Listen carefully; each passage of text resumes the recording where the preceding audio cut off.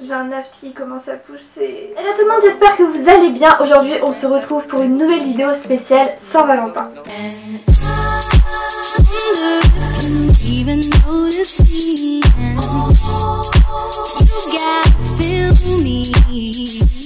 Je vais vous donner 10 choses à faire le soir de la Saint-Valentin. Si vous êtes toute seule, si vous n'avez toujours pas trouvé votre Valentin, sachez qu'il y a plein de trucs à faire pour passer une bonne soirée quand même et oublier cette fête ma foi bien commerciale.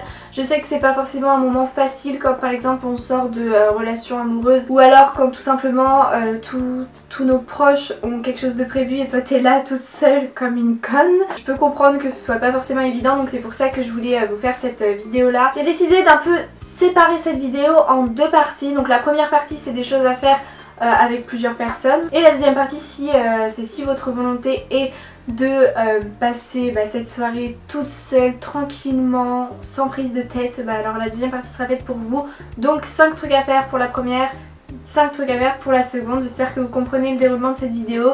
Donc j'espère que ça va vous plaire et c'est parti. La première chose que je vous conseille de faire donc pour cette première partie, c'est d'inviter votre meilleure amie chez vous ou qu'elle vous invite chez elle pour passer la soirée juste avec votre meilleure amie. Votre meilleur ami c'est votre mec, sachez-le, c'est l'homme de votre vie. Et vous faites votre petite soirée cocooning, telle des vraies youtubeuses beauté. Vous vous inspirez de night routine américaine, vous faites des petits masques en tissu, des petites manucures, vous vous racontez mutuellement vos pires histoires d'amour et vous rigolez ensemble de ça et voilà, au moins ça vous permet de décompresser et de passer une bonne soirée quand même. Enfin, moi je trouve que c'est le truc le plus simple à organiser et parfois le mieux en fait, voilà. Ensuite la deuxième chose que je vous conseille de faire c'est carrément un resto. Alors ça c'est pour les personnes qui ont un peu plus les moyens, qui sont peut-être un peu plus grandes aussi, je sais pas, sinon vous pouvez toujours vous faire un petit McDo, mais moi je parle vraiment d'un resto vraiment.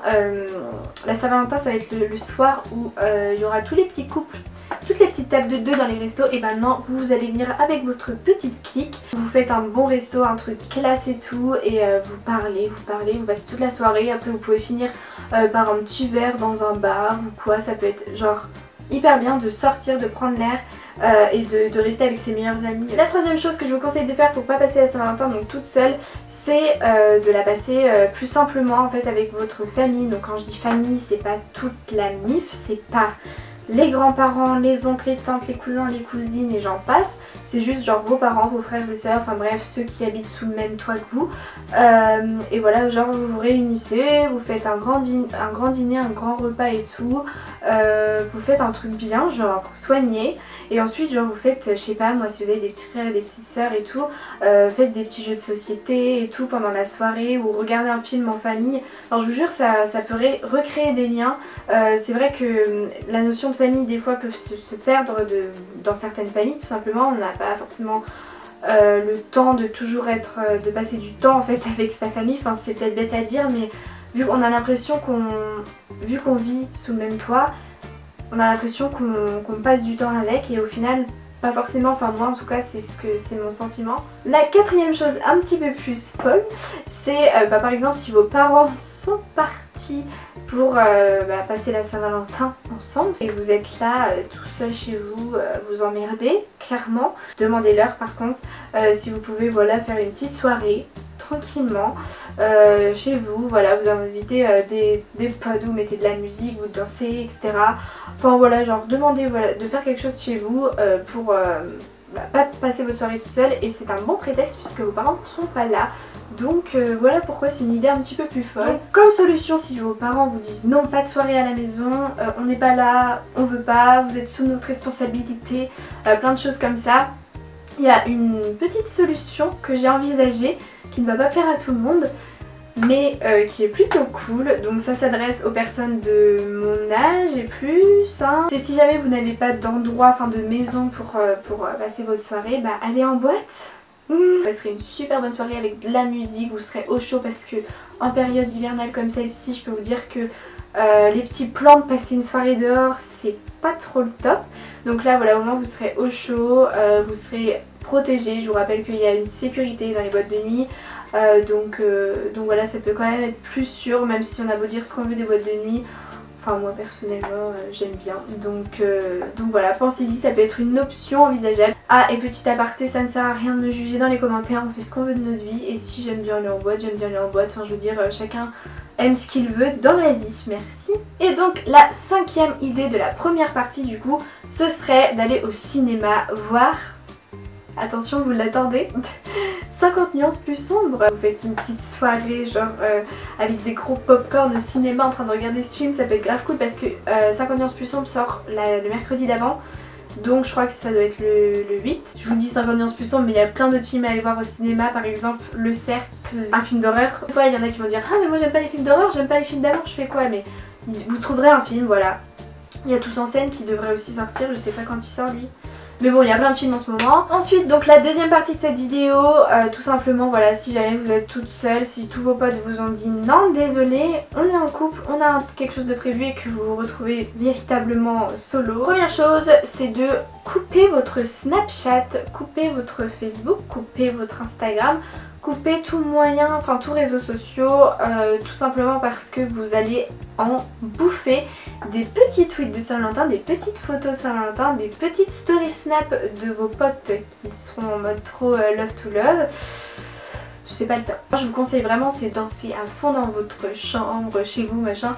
Vous lâchez tout, vous lâchez prise. Après si c'est pas votre délire, vous pouvez toujours mettre de la musique et à côté de ça, faire des choses utiles, efficaces, style ranger votre chambre, changer vos draps, ranger votre bureau, faites le ménage. Je sais que ça permet à plein de gens de se calmer, de s'évader, etc. Vous pouvez faire du sport aussi. Après, c'est pas comme ça que j'envisage une bonne soirée, mais bon, ça c'est chacun. Ensuite, la deuxième chose que je vous conseille de faire tout de suite après, c'est une bonne douche. Et si vous pouvez carrément un bon bain avec une petite boule de chez Lush. Vous faites un bon bain et en face de vous, si possible, si vous avez moyen, vous mettez votre ordinateur et là vous vous mettez sur Netflix, vous regardez un film.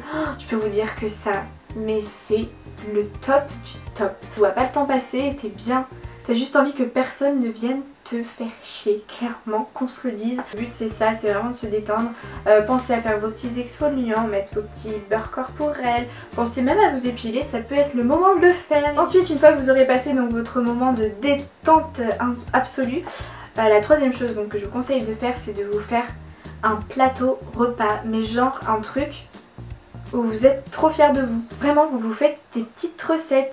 Si vous savez vraiment pas vous servir des fours, des plaques, de tout ça, je pense aux personnes plus jeunes, faites des choses froides. Voilà, il y a plein de recettes froides qui existent. La cuisine, ça permet de s'évader, de se détendre, de se perfectionner aussi. Sachez que ça vous servira pour votre vie future. Donc quatrième chose après, vous prenez votre petit plateau repas. Vous commencez une série par exemple, genre le fait de se dire allez ce soir je commence une série, si jamais vous kiffez grave la série, sachez que les épisodes ils vont passer, hein. Vous allez regarder des épisodes. Moi avant d'avoir Netflix j'utilisais la plateforme Kakao-Web, donc je téléchargeais Kakao-Web pour ensuite avoir accès à Pepi Streaming et pouvoir regarder tout ce que je voulais. Je vous mettrai le lien en barre d'infos. Et ensuite donc la dernière chose de cette vidéo qui a deux petites branches, en fait ça dépend, vous choisissez l'option que vous préférez.